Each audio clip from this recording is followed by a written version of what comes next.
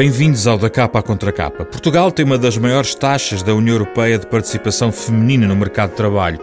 No entanto, 1 em cada 5 mulheres tem um contrato precário. Quase metade trabalha em profissões com salários particularmente baixos. Em cada 10 trabalhadores não qualificados, há 7 mulheres. Comparando com os homens, em média, elas ganham menos 238 euros por mês. E a desigualdade aumenta à medida que sobem na hierarquia das empresas. Como combater a desigualdade de género no mundo do trabalho?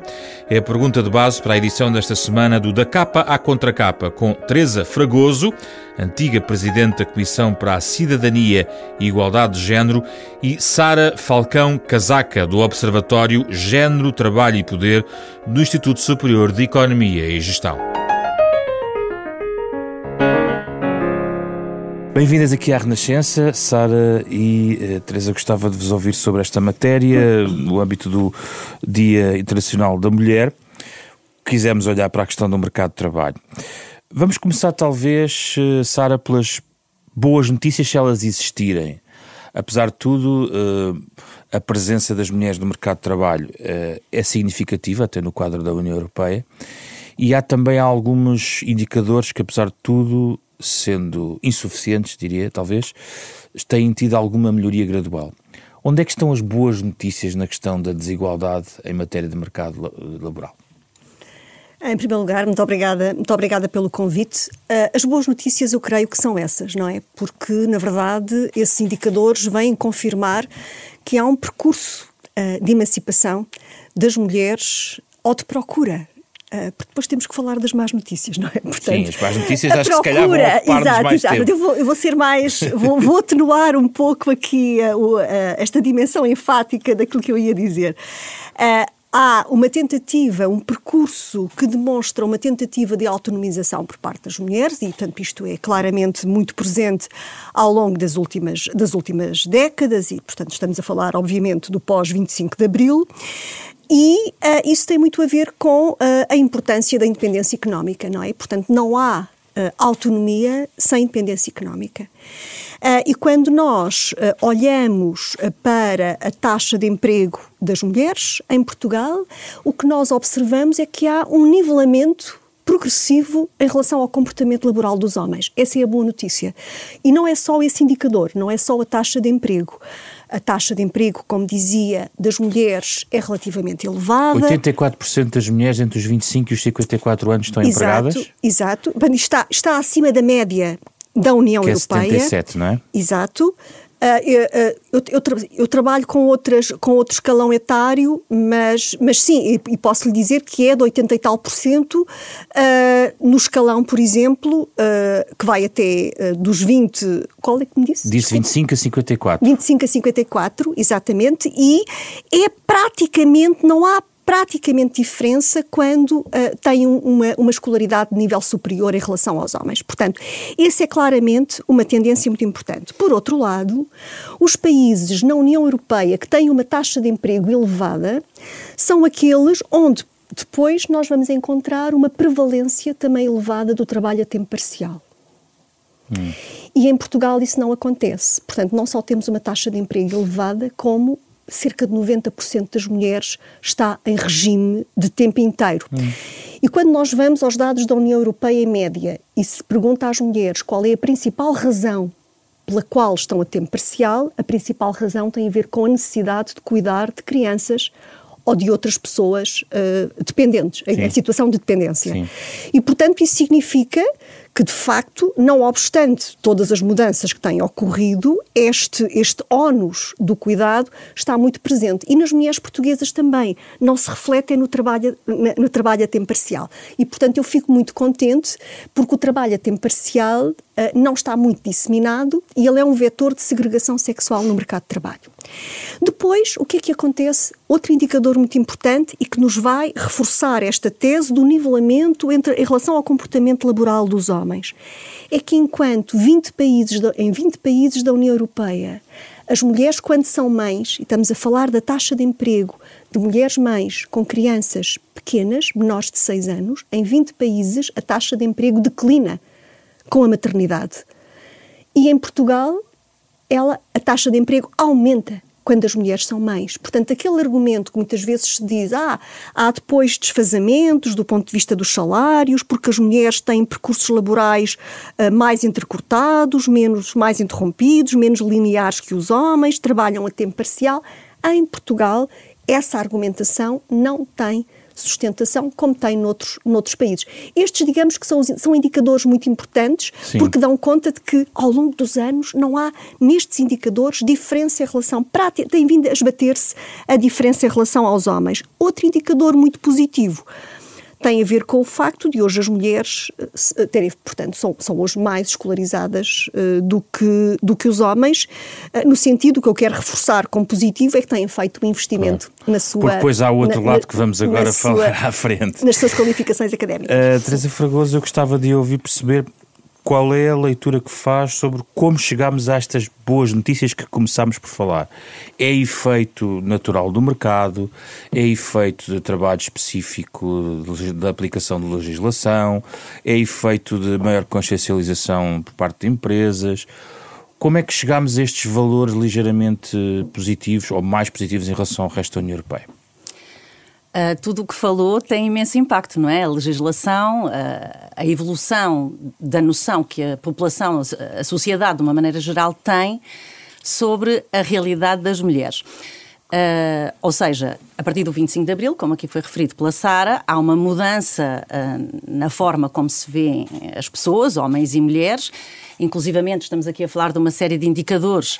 Antigamente não se fazia desagregação por sexo, ou seja, nós não sabíamos no mercado de trabalho quantas eram as mulheres e quantas eram os homens. Era assim uma massa e cada vez mais há esta distinção para se compreender a verdadeira realidade de umas e de outros. E, portanto, desde o 25 de Abril tem-se desenhado e aplicado uma série de medidas de política pública, legislação, enfim, programas, exatamente para garantir, desde logo, não só a entrada das mulheres no mercado de trabalho, se assim entenderem, mas também a igualdade salarial, não é? Não basta entrar no mercado de trabalho se continuam a ser discriminadas. É outra que vamos abordar já lá iremos, sim. Exatamente.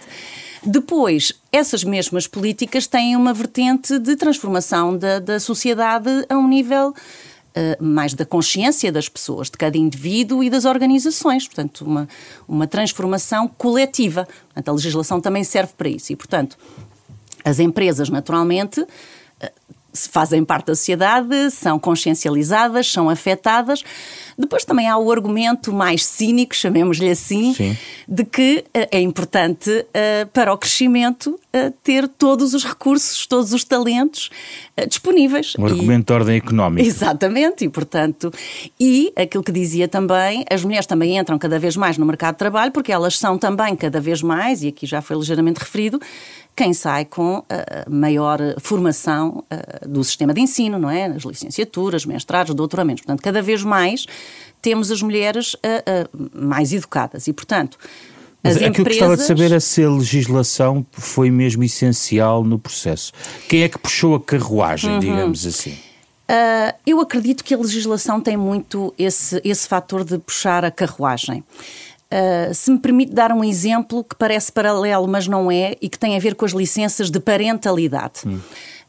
Tradicionalmente, nos primeiros anos após 25 de Abril, era a licença de maternidade, era vista como um direito da mulher, enfim, porque era ela quem estava grávida, tinha o parto, etc.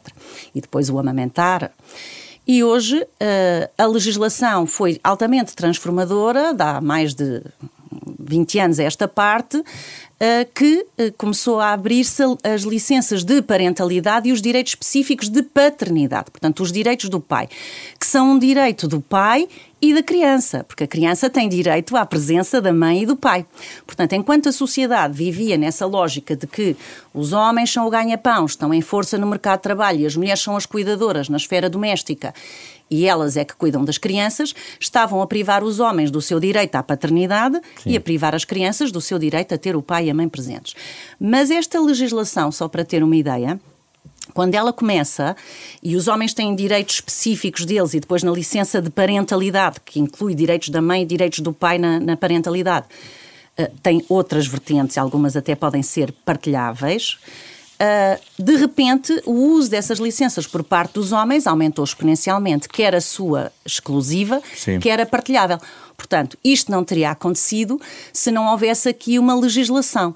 E isto prende-se muito com o mercado de trabalho, embora seja a licença de parentalidade, prende-se muito com o mercado de trabalho, porque isso depois era um fator de discriminação das mulheres na sua entrada e manutenção e progressão da na carreira no mercado de trabalho, e agora começa a ser também dos homens, quando eles usam muito desse tempo. Sara, também foi a legislação que puxou o comboio, na sua opinião? Sem dúvida.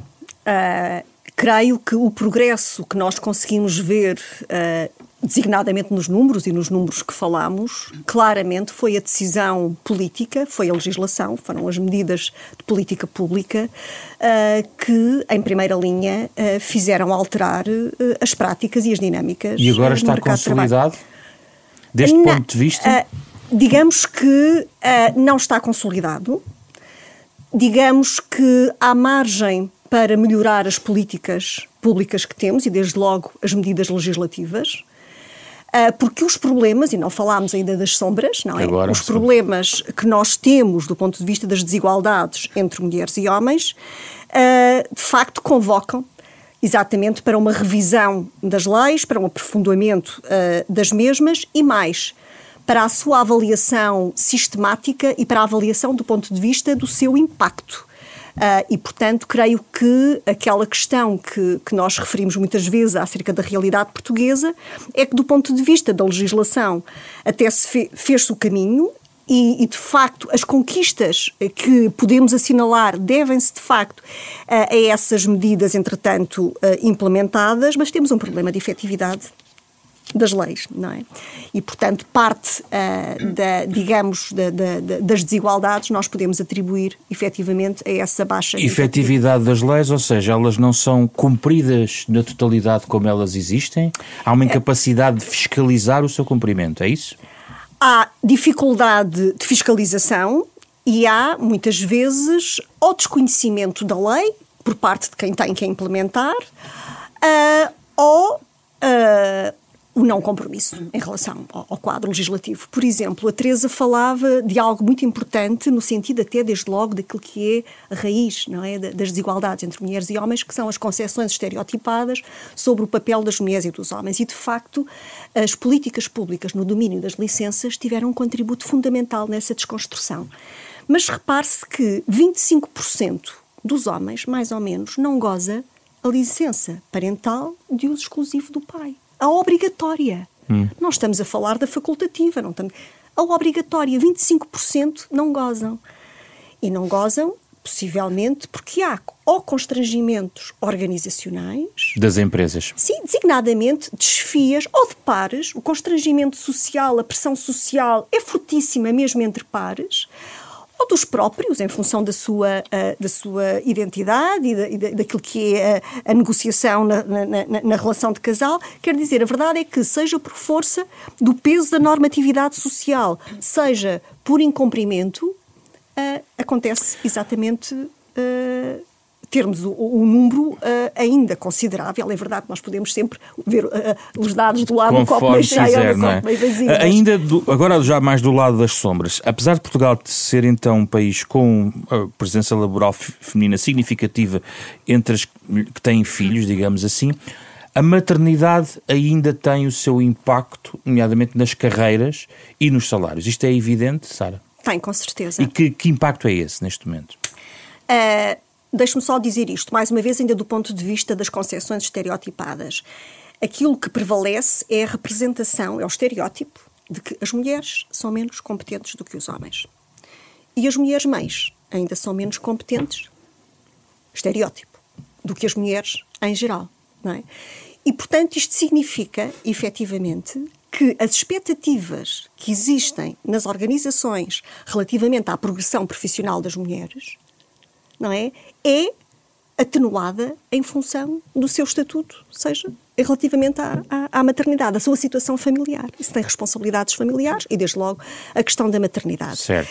E, portanto, isso é muito evidente, ou seja, as mulheres e os homens entram no mercado de trabalho e as suas trajetórias profissionais vão se distanciando com a idade e a situação parental tem um impacto.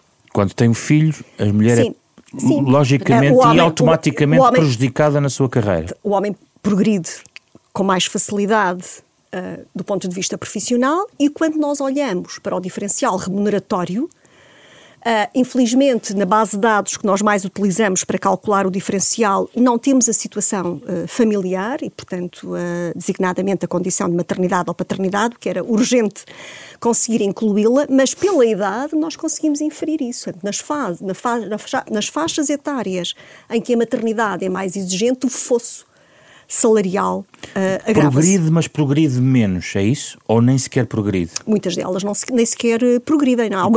E há uma franja que chega Quais são aos níveis... os dados que temos sobre isso, para nós explicarmos aos nossos ouvintes? Para lhe dizer que, por exemplo, ao nível das lideranças das organizações, das empresas em Portugal, aquilo que nós temos é, por exemplo, nas grandes empresas, 20% das mulheres conseguem chegar a cargos de liderança. E se olharmos para as PME, que de facto representam, não é o tecido mais representativo, o tecido empresarial mais representativo no país, são 26%. E estamos a falar de uma sobreescolarização em Portugal, de um investimento em capital escolar nas suas qualificações, que vem desde os anos 80. Portanto, o reflexo naquilo que seriam as oportunidades profissionais e de ascensão deveriam estar claramente já mais evidenciadas e refletidas nos números que nós conseguimos ver. Depois, do ponto de vista do diferencial remuneratório, só para lhe dar o número exato, as mulheres, quando entram no mercado de trabalho, o seu diferencial, e eu vou-lhe explicar o que é o diferencial ajustado, porque isso é importante, mas o fosso salarial é de 5,3%. Depois, quando têm menos de 24 anos, entre 25 e 34 é de 13%, e entre os 35 e 49 é de 20,5%, depois é 21%. Portanto, claramente o que nós vemos é o distanciamento nas carreiras profissionais entre mulheres e homens e o agravamento do fosso salarial. Deixe-me só dizer isto, porque eu falei do diferencial ajustado. Sim. Quando eu falo destes números, eu estou a comparar mulheres e homens com atributos iguais no mercado de trabalho, em termos de idade, nível de escolaridade e antiguidade na entidade empregadora. Portanto, isso é importante. Dizemos ajustado porque controla as diferenças que possam existir entre mulheres e homens. Não era aqui, Teresa, que entraria mais uma vez a questão da legislação e do enquadramento? Mas, apesar de tudo, também já existe. Lei 62 de 2017 sobre a representação equilibrada entre mulheres e homens na administração de várias entidades. Há uma lei de 2019, 26 de 2019, não é? Sobre a representação na administração pública. Mas não é suficiente. Onde é que é preciso ir mais? À contratação coletiva, que eu sei que a Sara eventualmente poderá também acrescentar algo sobre isto. A legislação tem entrado, mas a custo. Porque há muita resistência de vários atores da sociedade para que a legislação se afirme em determinadas áreas. Por exemplo, no que diz respeito à tomada de decisão, toda essa legislação que aqui referiu, acontece no momento de uma governação mais à esquerda, onde os temas da igualdade normalmente tomam mais prioridade na agenda política. E antes disso, o que se falava era de o mercado vai encontrar o seu método de normalização, de equilíbrio, como se fosse por vontade própria as coisas vão ao sítio. E depois os anos vão passando e a vontade própria o que mostra e aqui os dados comparativos da União Europeia ajudam, todos os países que instituíram legislação para garantir que mais mulheres entrassem em cargos de tomada de decisão, a evolução era muito mais rápida. E mesmo assim, a disparidade é grande, mantém-se nos tais 20%. E, portanto, depois de vários anos de espera que o mercado funcionasse por si e de perceber que isso nunca acontece assim, entra então estas legislações que aí fala para vários setores. Portanto, o setor privado, mas aqui também restringido aos que estão na Bolsa de Valores, porque se entendeu que o Estado tinha responsabilidade também por este sistema e, portanto, pode legislar. São as maiores empresas. As maiores empresas. Portanto, o Estado não consegue, com esta legislação, Sim, as que são da Bolsa de Valores portuguesa, porque depois há muitas que são internacionais que não são, não obedecem à legislação nacional, certo. Não é? São internacionais, multinacionais e, portanto, são outras as suas regras.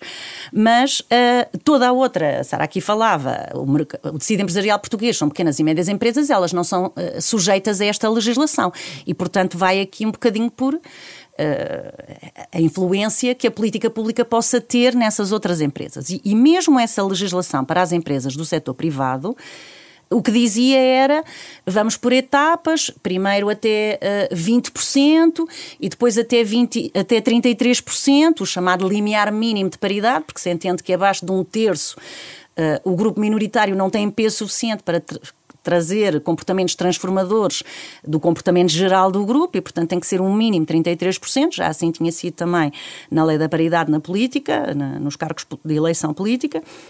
E, portanto, tudo isto é faseado e depois o que é que acontece? Muitas destas mulheres que chegam aos tais 20% da tomada da decisão não ficam em cargos não executivos. Portanto, são fiscalizadores. Estão a cumprir uma cota? Um bocadinho, não é? As cotas são importantes, são um instrumento cotas em si. Exatamente, são um mecanismo de tentar criar igualdade onde ela não existe, por todos estes fatores que aqui já foram ditos, designadamente os estereótipos de como se imagina a representação social dos homens e das mulheres, o seu papel na sociedade. Mas, de facto, estou aqui a falar da lei para as empresas privadas. Depois também há as empresas do Estado, não é? As de âmbito local, que dependem das autarquias, não é? As empresas locais e as nacionais. E o Estado pode dar o seu exemplo, e dá o é? exemplo e tenta fazer melhor. Mas tenta. Depois há os estereótipos de quem está. Exato, pronto. Já lá vou. Enfim, tenta. Depois consegue ou não. Porque depois quem está à frente dessas empresas também é influenciado pelos estereótipos e depois também vai, mas não há mulheres.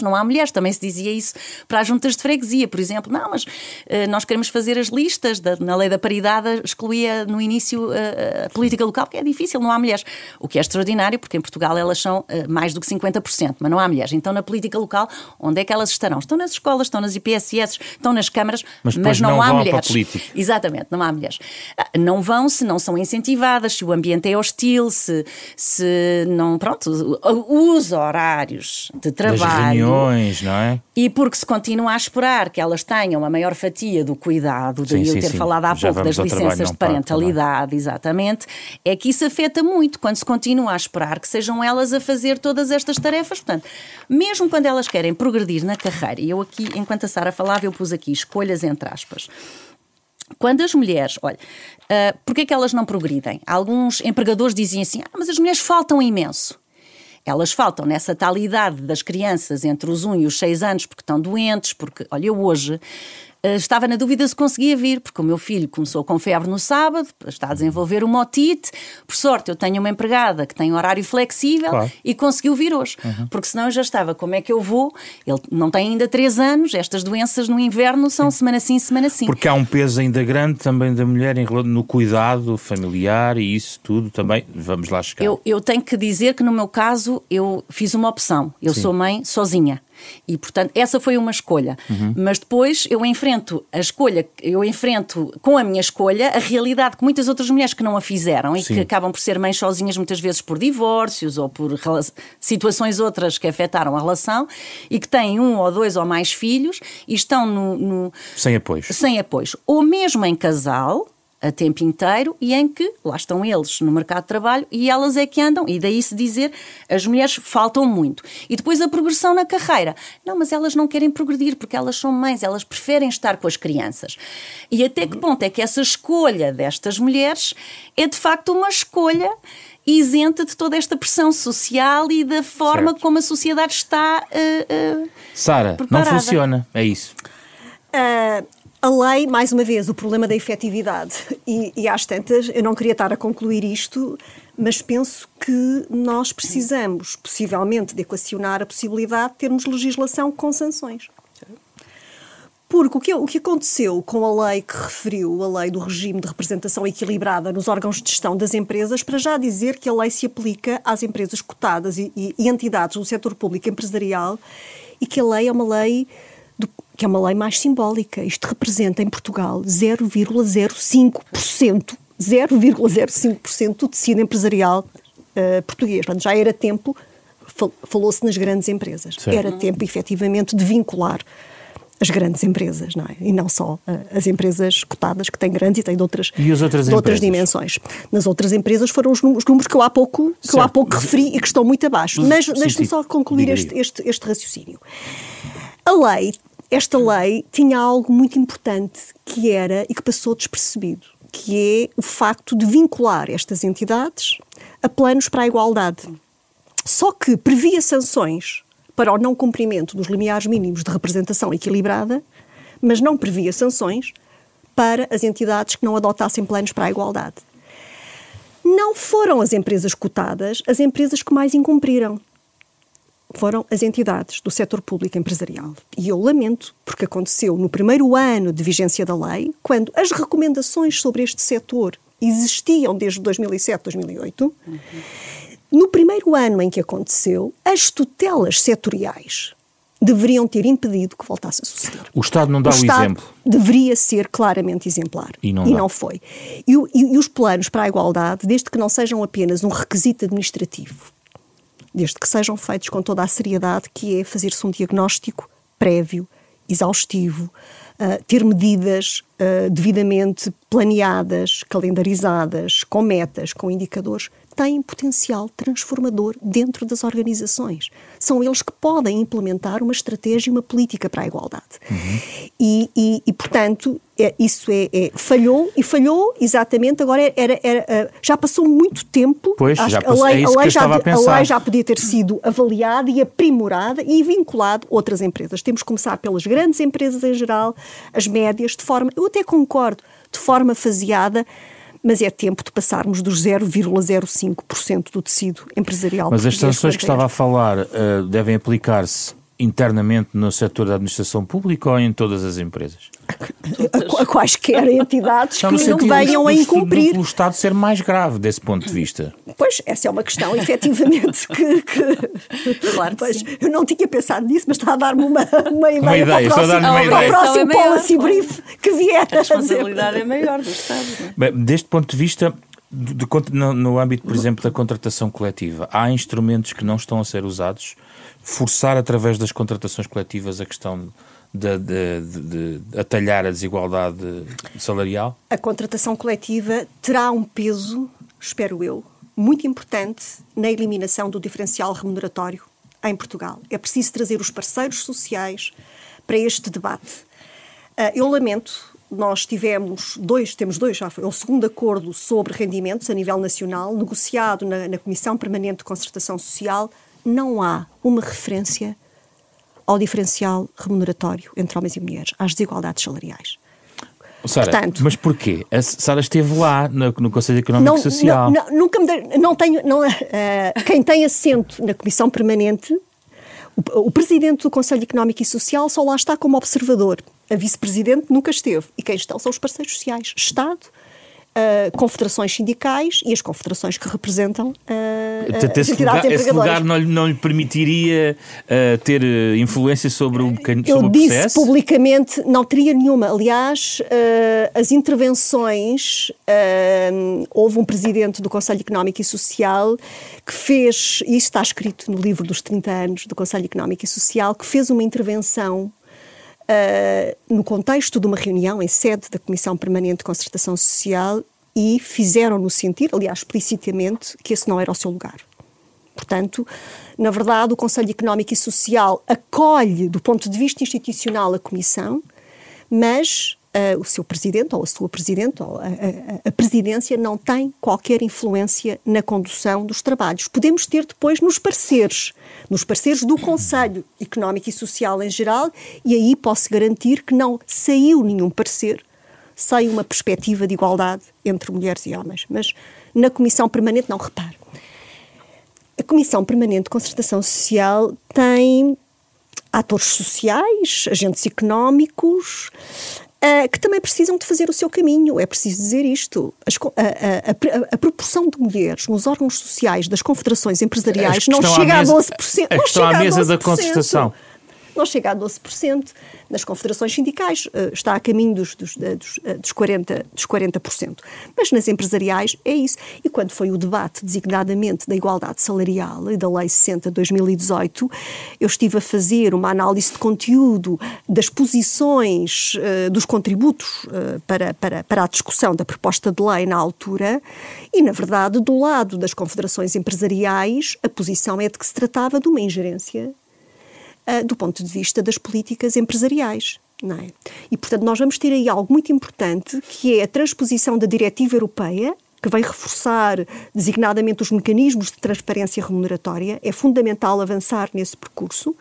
Convoca claramente os parceiros sociais para, desde logo, a operacionalização do conceito de salário igual para trabalho, o conceito de trabalho de valor igual, desde logo, o papel dinâmico que devem ter na negociação coletiva para eliminar os diferenciais remuneratórios. Vamos ver o que é que vai acontecer. É fundamental, de facto, que os parceiros sociais tenham consciência da importância de integrar estas matérias, porque senão não é as políticas remuneratórias. E a sua experiência diz-lhe que eles refletir. estão ausentes desse debate? Eu não vou generalizar, porque, aliás, boas práticas reconhecidas a nível europeu relativamente a Portugal destacaram instrumentos que foram concebidos no contexto do diálogo social. Por exemplo, houve um projeto coordenado pela CGTP que se designou Revalorizar o Trabalho e que, no qual participou também a entidade, a federação que representava o setor empresarial na área do alojamento, da restauração, das bebidas e trabalharam em conjunto, também com o apoio de centros de estudos, da ACT, da CIT, da Comissão para a Igualdade no Trabalho e no Emprego, trabalharam em conjunto no sentido de adotar uma metodologia de avaliação de funções sem enviesamentos de género que permitisse um salário, uma remuneração justa então para as mulheres. Então pode avançar, por exemplo, projetos piloto em contratação coletiva, em algumas áreas. Não é projetos piloto, em todos os setores de atividade, os parceiros sociais têm que trabalhar em conjunto, do ponto de vista setorial, para que, do ponto de vista da convenção coletiva, as profissões não sejam classificadas com enviesamentos de género. Gostava de ouvir sobre isso, Teresa, sobre este ponto. Eu estava a ouvir a Sara e estava a pensar num termo, não é? Os nossos jargões da área da segregação horizontal. Ou seja... Tem que explicar o jargão aos nossos ouvintes. Nós há pouco estávamos a falar da dificuldade que as mulheres têm em progredir na carreira à mesma velocidade, quer que seja comparável com a dos homens. E isso fala-se de segregação vertical, ou seja, elas ficam sempre na parte de baixo e não sobem às carreiras de topo. E depois temos a segregação horizontal, ou seja, as mulheres começam por estudar ou entrar no mercado de trabalho em áreas como a educação, a saúde, o apoio social, enfim, o serviço social, e os homens estão mais nas tecnologias, nas engenharias, e depois o que é que assistimos? Essas profissões das engenharias, das tecnologias, são muito mais bem remuneradas do que as profissões ocupadas pelas mulheres. E depois disse assim, não, mas educador de infância, extremamente relevante, a base da nossa sociedade, das crianças. Professores, são essencialmente mulheres nas nossas escolas, públicas ou privadas. Salários baixos. E depois, nas engenharias, etc., nem sequer se incentivam as mulheres. Há agora uma série de incentivos, de programas, para que as meninas, as raparigas entrem nas chamadas STEAM, não é? Ciências, tecnologias, artes, matemáticas, etc. Porque elas são 20% nestas áreas. E depois isso cria não só a assimetria salarial, lá está, a segregação horizontal, elas ficam acantonadas às profissões com salários mais baixos, que também são socialmente, supostamente muito valorizadas, a saúde e a educação, mas na verdade não são, porque são mal pagas, e isso é uma forma de valorizar o papel delas e deles. Ou seja, estão cada vez mais qualificadas, mas continuam qualificadas, acantonadas em determinadas áreas. Mas há um fenómeno até mais interessante. A dada altura, por exemplo, numa área que hoje em dia é muito ocupada por mulheres, que é o jornalismo, a comunicação social. Sim. Quando havia muitos homens, era uma profissão muito bem remunerada. Depois começam a entrar muitas mulheres e elas ficam nos escalões mais baixos da profissão e eles sobem. Mas quando há muitas mulheres, a própria profissão é desvalorizada e os salários em média baixam. É o que vai acontecer quando forem para as áreas das tecnologias. Provavelmente. Se nós não valorizarmos o trabalho das mulheres, a essência do problema, exato. O risco é esse. Porque elas valem menos, se elas estão muito, então é porque aquilo não vale muito. Porque estão a dizer que há na recomposição, digamos, de género nas profissões, o maior equilíbrio implica um abaixamento geral dos salários? Deveria implicar. Não deveria. A percepção de que as mulheres valem menos como ser humano e são menos competentes como profissionais. Mas isso ainda não acontece. É isso? A percepção acontece. A percepção, infelizmente, acontece. O que temos que transformar é esta percepção e a legislação ajuda a transformar e a criar esta igualdade. Diga. Não, eu ia dizer que, de facto, a segregação sexual e, desde logo, a horizontal, ou seja, a segregação por ramo de atividade e por profissão, se nós a conseguíssemos, se nós tivéssemos uma distribuição equilibrada e equitativa de mulheres e homens por ramos de atividade e por profissão, o diferencial remuneratório em Portugal diminuiria em cerca de 55%. Isto do ponto de vista estatístico. Mas não resolve por si só aquilo que nós temos que continuar de forma sistemática, o mais precocemente possível, durante todo o percurso educativo, que são os estereótipos de género, que é a subvalorização social dos atributos, das competências e do trabalho das mulheres. Porque mulheres e homens, por exemplo, com os mesmos atributos, como eu procurei demonstrar há pouco, não é? São subvalorizadas. É muito comum, por isso é que isso leva à importância da contratação coletiva. É muito comum, por exemplo, homens e mulheres que estão a realizar funções que podem não ser iguais, mas de valor idêntico, por exemplo, as mulheres serem classificadas como assistentes administrativas e os homens como técnicos administrativos. Portanto, está a haver aqui o fosso entre a sobrevalorização, ou uma valorização justa, e a subvalorização das mulheres. Aliás, preocupa-me bastante porque as mulheres elas não estão propriamente subrepresentadas nas áreas científicas, STEM, mas sobretudo nas áreas mais tecnológicas, mesmo nas engenharias. Hoje em dia há várias engenharias muito equilibradas e até onde as mulheres estão mais representadas, mas escolhem um valor exatamente também inferior. Mas o que é que também me preocupa? É verificar que o diferencial remuneratório em Portugal é elevado, mas apesar de tudo tem vindo a diminuir, enquanto no caso das áreas TIC, apesar de ser mais baixo do que a nível nacional, está a aumentar. E porquê? E está a aumentar porque há, paulatinamente, mas nós não podemos comparar ano a ano, mas em séries mais longas, há hoje relativamente mais mulheres, em uma série mais longa, há hoje mais mulheres nestas áreas do que havia. Mas quando entram nestas áreas, por exemplo, mesmo tendo qualificações nas áreas tecnológicas, vão para as áreas acessórias. E aqui entra a segregação por áreas. Os homens mais nas áreas estratégicas, dentro, não é? Área de negócios, desenvolvimento de produtos, e as mulheres vão, mesmo tendo essas qualificações, para áreas mais de comunicação, isso acontece só em Portugal ou é uma tendência europeia? É um padrão que depois se conjuga, ora exacerbando, ora atenuando, em função depois dos contextos culturais, institucionais, das políticas públicas, da configuração institucional, dos regimes de contratação coletiva, designadamente de cada Teresa, sociedade. O que é possível fazer em relação ao trabalho não pago? Deste ponto de vista, ele está identificado, os números são evidentes em relação a essa matéria, a prevalência das mulheres em relação ao trabalho não pago, trabalho de cuidado, trabalho de tarefas domésticas. O que é possível fazer? Há soluções? O que é que podemos fazer? Em termos de políticas públicas, eu comecei por falar das licenças de parentalidade, elas podem ajudar, já lá vou como. Há outras, como por exemplo a creche feliz, em que, e hoje em dia temos muitas famílias monoparentais e, portanto, haver creches gratuitas. Já agora deixa-me fazer aqui um parênteses, porque eu fiquei a pensar numa coisa que a Sara disse há pouco, quando falava que, ao nível da União Europeia, a taxa de emprego declina nos primeiros anos da maternidade e em Portugal sobe.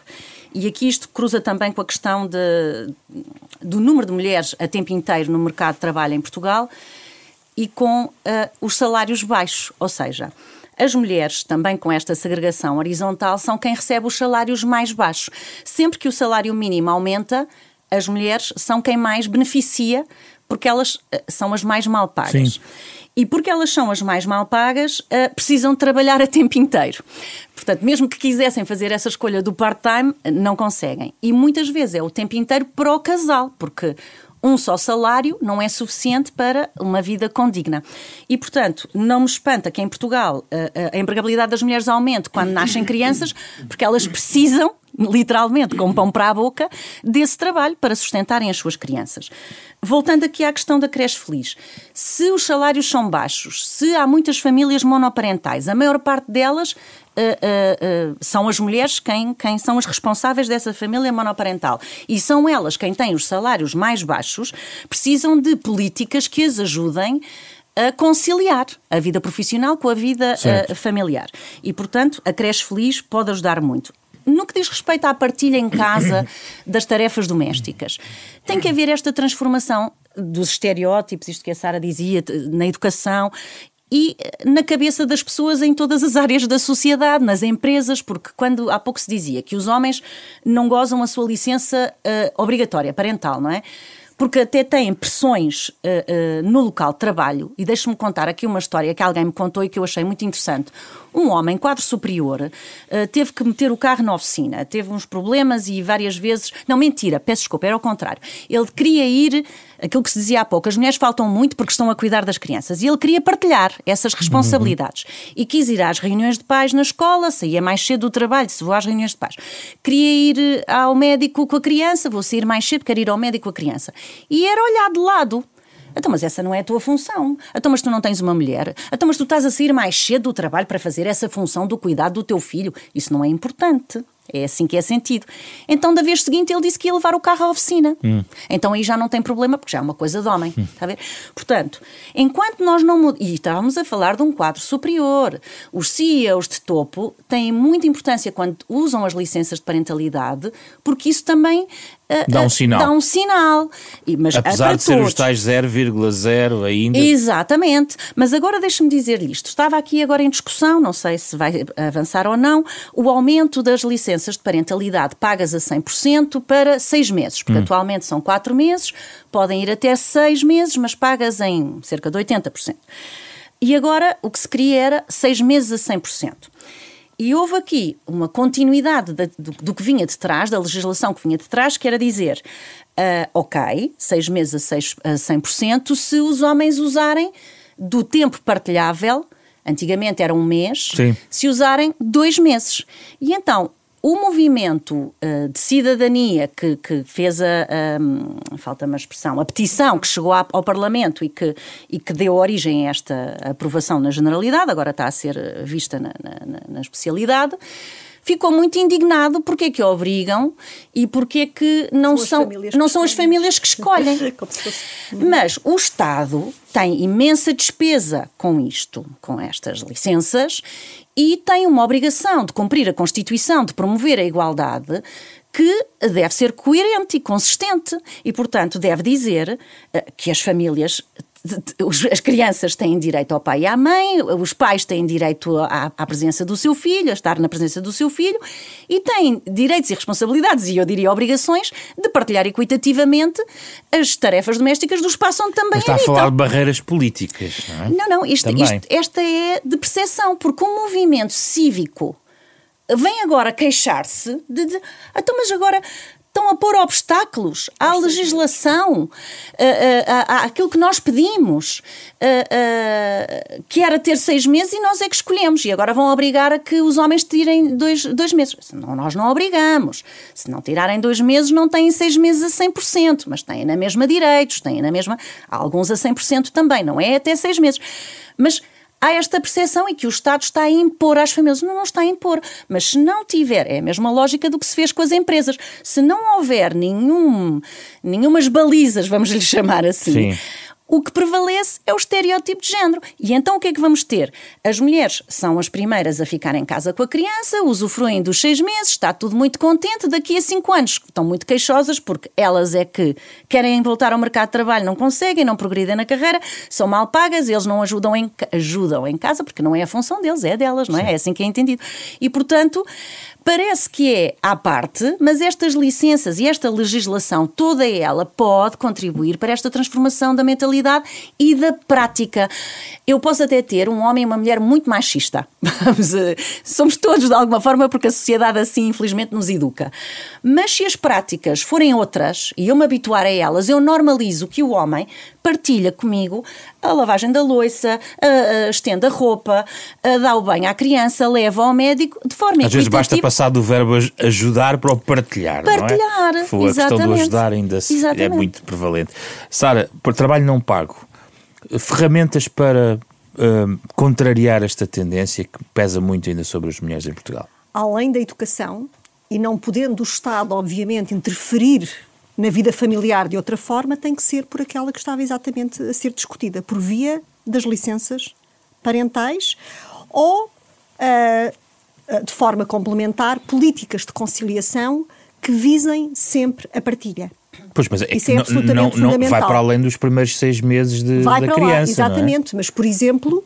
E os idosos, os ascendentes... A questão que eu vejo muito bem, designadamente, que está refletida após, portanto, no contexto da agenda do trabalho digno, que teve a ver exatamente com a questão do teletrabalho para efeitos de conciliação com a vida familiar, só é possível prolongar a situação em regime de teletrabalho se for partilhada.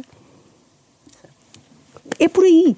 Portanto, mesmo as medidas de conciliação, a lei deve prever a partilha, porque, caso contrário, a normatividade social impõe-se, vai se superpor. Claro. E continuaremos a perpetuar as desigualdades. Muito bem. Não sei se a Teresa... Sim, claro, Teresa, diga. Disse bem a questão dos cuidados com os ascendentes. Sim. E não é por acaso que muitas vezes são as mulheres que cuidam dos sogros. Exato. Elas cuidam dos seus pais e ainda cuidam dos pais do marido. E devido à esperança de vida também acabam por cuidar do cônjuge, digamos assim, exato, não é? Muitas vezes, e é uma sobrecarga que vai até ao fim da vida. Brutal. E as mulheres que cuidam são as mulheres que mais empobrecem. Claro. E já agora... Depois trabalham menos. Têm pensões mais baixas. As pensões. No caso da Segurança Social, se nós pensarmos que as pensões que foram processadas no último ano, as mulheres, as suas pensões eram inferiores em praticamente 40%, 38,5%. 300 euros de diferença. Isso quer dizer, quando já são baixas. Sim. Não é? E risco de pobreza maior, não é? A vulnerabilidade à pobreza em todo o curso de vida, mas que se agrava exatamente... Mas daí dizer... licenças, as creches e os lares, enquanto política pública, e que as pessoas tenham acesso a lares com preços acessíveis, também é fundamental para promover a igualdade. Porque nós sabemos... Ou gratuitos. Ou gratuitos, preços acessíveis ou gratuitos, não é? Portanto, a política pública tem, de facto, um grande impacto, porque senão continua sobre as mulheres esta responsabilidade até ao fim da vida. 2 perguntas muito rápidas, vamos terminar. Primeiro, isto é inevitável que, desse ponto de vista, o instrumento das cotas, seja do que for, subsista e persista, certo, Sara? É muito importante, não é? Aquilo que se chama uma abordagem de gender mainstreaming, que é outro chavão, mas que é dizer isto, em todas as políticas setoriais é necessário integrar uma perspectiva de igualdade entre mulheres e homens que nós temos que complementar com medidas específicas. E são essas que produzem os efeitos de mudança mais céleres e mais rápidos. Agora, as cotas, elas alteram os números. Elas não geram igualdade entre mulheres e homens, no curto prazo. Por exemplo, o que nós vimos designadamente do ponto de vista dos órgãos de gestão das empresas foi que os números, de facto, houve um maior equilíbrio em resultado da implementação da lei. Mas as mulheres foram para cargos, sobretudo nomeadas para cargos onde não têm então, poder de decisão. Então como é que isso se resolve, Sara? Isso resolve-se contrariando os estereótipos e empoderando as mulheres e os homens, porque não é possível empoderar as mulheres sem empoderar os homens na construção da igualdade. E apesar de eu ter dito que a curto prazo o efeito é só no equilíbrio numérico, também tem um efeito simbólico que acabará por contribuir para a igualdade, não é? O lugar do poder deixa de estar associado, do ponto de vista dos nossos mecanismos cognitivos, como a um lugar reservado aos homens. E, portanto, do ponto de vista simbólico, terá esse efeito também. A segunda pergunta, e esta pergunta é para ambas, portanto tem duas vertentes. A segunda questão tem a ver com a política, Sara. A presença de mais mulheres na política é essencial ou é meramente simbólica também para cumprir a determinada cota? É essencial, é uma âncora do aprofundamento da democracia e de uma sociedade que se requer democrática, é socialmente justo. E mais, aquilo que em países onde as cotas, designadamente para o sistema político, estão implementadas há mais tempo, vieram demonstrar, há um estudo interessantíssimo de colegas da London School of Economics, que as cotas vieram promover a meritocracia e afastar a mediocracia. As cotas afastaram os medíocres, ou seja, qualificaram a classe política, trazendo mulheres qualificadas e os próprios homens mais qualificados. Não há o também. risco de colocar as mulheres também em lugares não eletivos, não executivos? Esse é do ponto de vista, é a responsabilidade que depois as instituições têm de promover a igualdade. E ainda neste 8 de março isso foi muito recordado, não é? O quanto as mulheres nas comissões, designadamente, do ponto de vista parlamentar, a segregação que ainda existe em delegações ao exterior, nas pastas que assumem do ponto de vista do governo. Portanto, esse caminho está ainda em Teresa, as duas questões, cotas e as mulheres na política. Sobre as cotas, supostamente elas são mecanismos temporários, até que depois a prática normaliza a igualdade e deixe de ser necessário impor essa cota. Mas, como dizia a Sara, os números aumentam, mas não transformam no imediato. E, aliás, isso viu-se na política, começámos com 33%, mas depois as listas eram compostas por 2 homens e uma mulher, 2 homens e uma mulher. Eles primeiro, elas em último. Portanto, se 5 partidos elegessem cada um os 3 primeiros, só uma mulher era eleita versus 3. Mas se alguns só elegessem os 2 primeiros, ou até elegessem 5, os 5 primeiros elegiam 4 homens e uma mulher. Portanto, primeiro que se chegasse aos 33%, então depois avançou-se para os 40%. E continuamos aqui nesta lógica. E vêm sempre eles primeiro e depois elas. Pronto, eles estão sempre à frente. E, portanto, é difícil, é preciso depois dentro das organizações, por exemplo, um parlamento tem regulamentos internos, também devia ter esta lógica do mainstreaming, não é? Garantir que em todas as comissões há um equilíbrio de homens e de mulheres a representar as relações externas, a saúde, a educação, não é só as mulheres vão para a educação e os homens vão para as relações internacionais. Isso é, expandir as cotas a todos os universos, macro, micro, todos os universos. Não é a cota, é a consciência de género, de paridade, de igualdade, não é? De criar igualdade. Tem que haver a boa prática. É uma boa prática porque as mulheres são 50% da população e são quem mais sai hoje em dia das universidades com melhor formação. Portanto, é uma perda de talento, de recursos, de oportunidade. Olha, é uma perda do investimento que o próprio Estado faz na educação destas pessoas. Por acaso são mulheres, mas é dizer, olha, eu invisto tanto nestas pessoas e a seguir elas ficam em casa a engomar. Com certeza, se gostarem imenso de estar em casa a engomar, mas se isso não for o que as faz mais feliz, e o Estado as educou, e provavelmente se tiveram esse tempo e essa dedicação a estudar, é porque se calhar não queriam só engomar, porque então não tinham ido para a universidade, não é? Portanto, é uma perda de oportunidade. Mas eu gostava de dizer, relativamente às cotas e à legislação das mulheres estarem só nos cargos executivos, a própria legislação pode ser revista e melhorada, porque às vezes o legislador, e aqui se diz o legislador, eu gosto de dizer quem legisla, que é para não ser sempre no masculino, quem legisla tem uma ideia na cabeça e escreve e depois aplica-se. E a aplicação, a realidade não é o papel. E então a gente avalia e volta à legislação e diz, olha, o Parlamento tem que fazer essa avaliação. Os parlamentares precisariam de formação também. Podem contratar quem os ajuda a avaliar a legislação e muitas vezes fazem. Mas deixe-me dizer mais uma questão sobre a qualidade das mulheres na política. É a democracia, é uma justiça, elas são o talento, também são um talento que não deve ser desperdiçado. Mas isto que a Sara disse é muito relevante, que a política melhora. Porque quando nós temos, imagine, a chamada curva de Bell, não é? Que faz assim aquela campânula. Nós temos o grosso da população está no meio, não é? E depois vai decrescendo e ficam... Vamos imaginar que as elites estão na ponta e são pouquinhas. Portanto, o grosso do que iria para a política são os que estão no meio. Mas desse meio eu só estou a usar o meio masculino. Então está a haver a possibilidade, estes não vão ter cabidela porque este grosso e são só homens, vão estar aqui a impedir a entrada destes. Quando eu permito que elas e eles compitam com os outros, eu estou a permitir, pronto, lá está, maior qualidade, que haja mais pessoas com mais qualidade a terem acesso a esses cargos de tomada de decisão. E aí, portanto, quem dizia que as cotas não defendia a meritocracia, porque elas eram lá postas por cota, a verdade veio a provar exatamente o contrário. Muito obrigado pela vossa presença. Para esta nossa conversa, falámos aqui sobre este tema muito importante que deve transcender todos os dias da mulher, digamos assim, todos eles são importantes e por isso o programa está sempre disponível na versão podcast, pode ser consultado e ouvido de novo em qualquer altura. Um programa com o genérico original do pianista Mário Lajinha. Fizemos o programa esta semana Rui Glória, Diogo Casinha, Ana Marta Domingos e José Pedro Frazão. Na próxima semana vamos voltar para conversar sobre outro tema.